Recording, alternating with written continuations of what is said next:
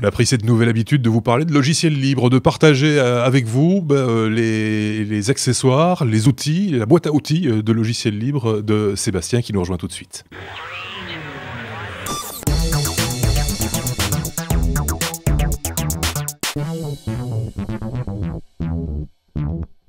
C'était l'idée de Sébastien, et ça reste l'idée de Sébastien de vous parler de logiciels libres. C'est une bonne idée, ça fait un moment maintenant qu'on vous en parle. Si vous voulez, n'hésitez pas à revenir sur les hors-séries précédents pour savoir de quoi il s'agit. On a déjà une belle liste de logiciels à vous proposer, et on va poursuivre cette liste, Sébastien. Bonjour, avec quoi donc? Avec OwnCloud, par exemple. Oui, avec OwnCloud. Alors cette fois-ci, j'ai 2-3 logiciels libres qui sont un petit peu plus techniques, Ouais. mais pas tous. Il y a des trucs qui intéresseront monsieur tout le monde, ne partez pas tout de suite. Mais il y a 2-3 trucs qui sont quand même un petit peu plus poussés, on va dire, mais ça pourrait intéresser monsieur tout le monde aussi, mais il faudrait y passer un petit peu plus de temps pour réussir à faire fonctionner, et comme des trucs comme OwnCloud. OwnCloud, c'est quoi? Vous avez une Dropbox, tout le monde connaît maintenant Dropbox, Box, Drive et compagnie. Bon, ça vous plaît pas forcément d'avoir un outil où les fichiers sont partis au fin fond du monde, ou ça vous avez pas envie de payer, ou vous avez envie de votre liberté libre, logiciel libre, la liberté. Ah ouais. Voilà. On en rigole, mais on en reparlera un jour quand on s'ennuie, mais j'ai beaucoup travaillé dans le logiciel libre par le passé. Mais bref, donc voilà pourquoi j'y suis pas mal attaché. OwnCloud, c'est un truc que vous installez sur votre serveur. J'avoue que j'ai quand même passé une grosse demi-heure avant que ça fonctionne, donc c'est vrai que c'est quand même pas pour tout le monde. Et ça vous permet de proposer ce que Dropbox propose, mais à partir d'un serveur qui est le vôtre. Donc vous avez un serveur pas cher, ça se trouve chez les hébergeurs en France ou ailleurs pour vraiment pas trop cher. Ouais.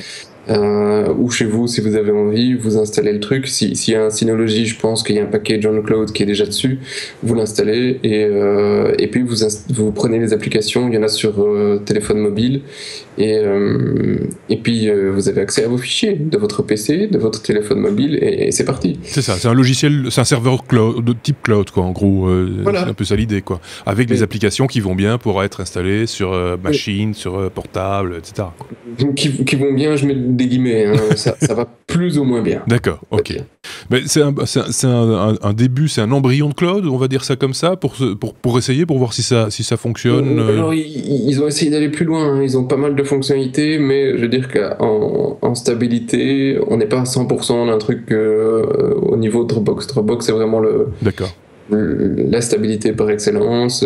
Drive plantouille un petit peu, Box c'est pas mal du tout, c'est bien au-dessus. OwnCloud, voilà, c'est pas mal, hein. C'est vraiment pas mal, mais c'est pas à 100% tout le temps. On passe à un autre soft, Clonezilla. Alors du Zilla, on rencontre forcément, hein, ça vient de Mozilla, on imagine bien, et donc les applications qui se terminent en Zilla, il y en a un paquet, hein. Donc ici c'est Clonezilla. Voilà. Et Zia faire quoi? Zia cloner ton disque. Tu te souviens de Ghost? Oui. Ah, bah voilà. Voilà. Donc, ceux qui ont utilisé Norton Ghost à l'époque, ouais. Défunt logiciel qui était exceptionnel pour cloner un disque dur, bon voilà, aujourd'hui il y a quelques logiciels commerciaux qui existent là-dessus, hein, c'est pas terminé, mais vous n'êtes plus obligé de payer pour. Il y a des trucs qui sont très sympathiques comme Clonezilla, et Clonezilla fonctionne à partir d'une interface bootable clé USB ou un CD. Si vous voulez. Alors, si vous voulez évidemment faire une clé USB, je vous renvoie à l'épisode numéro 2 où il y avait Rufus, qui vous permet donc de créer votre petite clé USB bootable avec Clonezilla. Ouais. Vous bootez, vous pouvez cloner une partition, cloner un disque, le truc permet d'accéder au réseau, permet de faire. Donc vous l'envoyez sur un partage d'un Windows pour votre fichier, vous le récupérez. Il y a moyen de faire tout ce que vous voulez.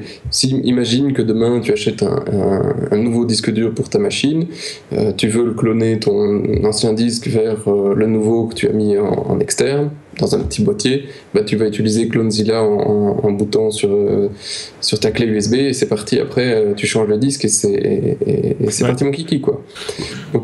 Ça peut servir aussi, enfin, au type d'application, parce que c'était ça un petit peu le principe de Ghost, hein, auquel tu faisais référence là tout de suite. C'est quand vous avez plusieurs machines à configurer et qu'elles doivent toutes être totalement identiques avec les mêmes applis.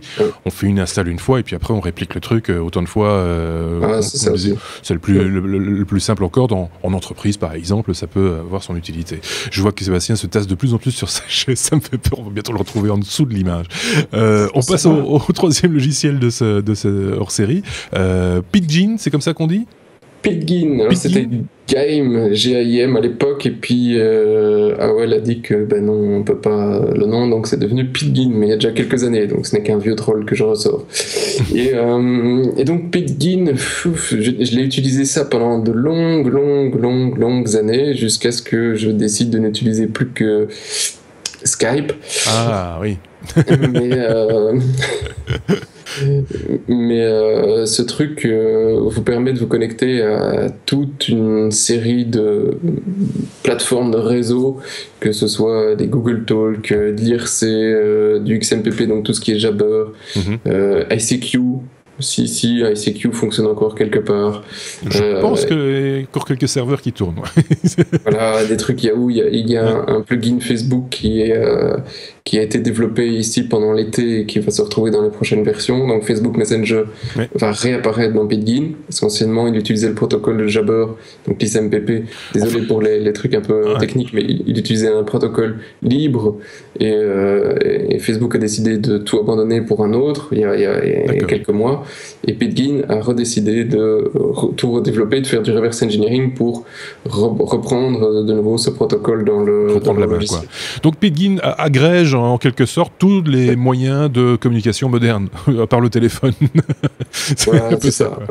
Et alors tu n'es pas là, tu ouvres la petite interface. L'interface est un petit peu sommaire, mais toujours extrêmement efficace. Et tu dis que tu es offline, tu es d'un coup offline sur tous les réseaux sur lesquels tu es connecté. Ouais. Tu ne dois pas faire un par un.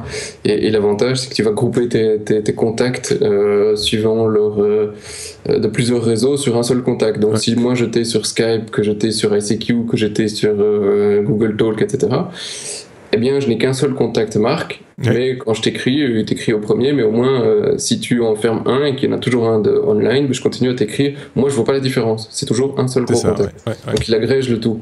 Le truc est vraiment très utilisé par le geek qui a envie de scripter aussi des réponses, qui a envie d'analyser. Il y a plein de plugins.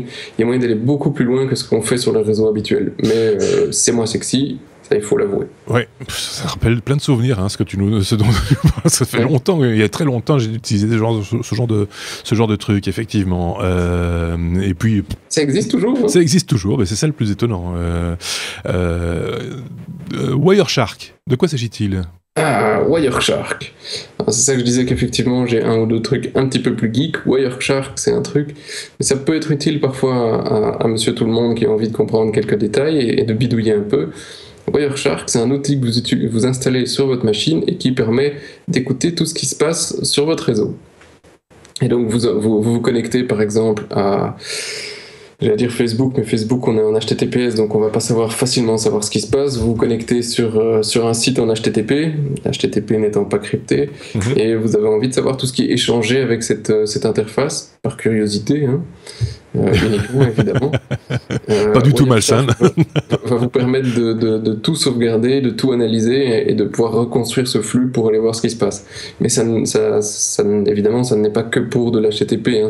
Tout ce qui passe sur le réseau passe dans Wireshark et est disponible. Et après, vous pouvez, suivant certains filtres, par IP, par port, etc., reconstruire tout le flux et tout le dialogue qui a été fait entre l'application, le serveur, et de voir qu'il y en a une application qui va envoyer des informations à un serveur dont vous n'aviez pas envie, et bien vous allez pouvoir le voir là-dessus.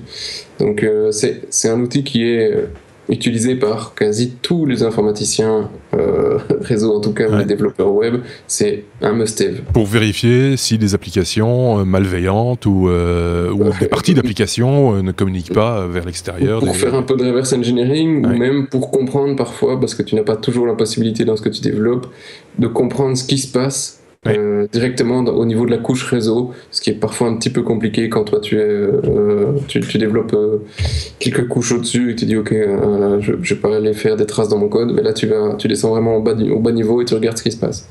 C'est en effet un petit peu plus pointu, mais on peut comprendre tout à fait l'utilité de l'application ici, Wireshark, et on va terminer avec encore un petit peu de pointu. Ça s'appelle Blender, c'est ça? Blender, c'est pointu, mais c'est pour un autre milieu. Hein. Blender, c'est le logiciel libre de modélisation et d'animation. Alors, si tu veux faire de la 3D, Blender, c'est un petit peu complexe à ce que j'ai compris. Parce que j'avoue que ici je nage en eau totalement inconnue, j'utilise pas Blender, Marc aurait pu nous en parler, mais voilà, Blender est le truc libre par excellence pour la modélisation en 3D, comparé à ce que des outils qu'on aurait pu avoir chez Autodesk. Ouais. Ou 3D Studio, enfin c'est ça aussi, enfin des trucs comme ça quoi.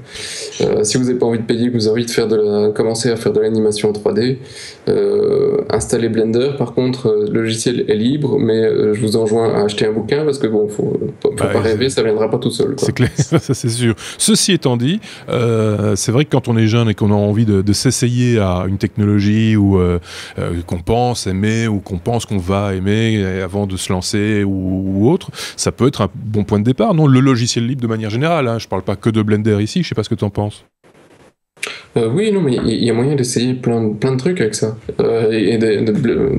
Si je reviens sur Blender, si tu veux faire du montage vidéo aussi, tu peux en faire avec ça. C'est ça. Tu veux faire de la compo, tu veux faire de la création de matériaux, tu veux faire du graphisme, tu peux un peu voir ce qu'il y a sans te couper un bras pour acheter une licence. Ouais. Mais après, je veux pas stigmatiser le libre en disant juste c'est bien que ce soit libre, enfin, c'est parce que c'est gratuit. La philosophie n'est pas là. Hein. Non, c'est pas ça. C'est vraiment, s'il te manque quelque chose en Blender et que tu as envie de le programmer, bah tu te sors les doigts et tu le fais toi-même. Donc tu as la possibilité de le faire. Voilà, donc, encore une solide liste d'applications, de logiciels libres. Merci Sébastien pour cette liste. On va se retrouver bien vite évidemment pour d'autres logiciels libres. Comme toujours, n'hésitez pas à nous le faire savoir si vous-même vous utilisez des applications de ce type, que vous voulez qu'on en parle, que vous avez envie de partager cette connaissance avec d'autres. N'hésitez pas à nous le faire savoir via les canaux habituels, on va dire. On est assez présent, je pense, un petit peu partout pour nous trouver assez facilement. À très bientôt. Et à très bientôt à vous aussi. Au revoir.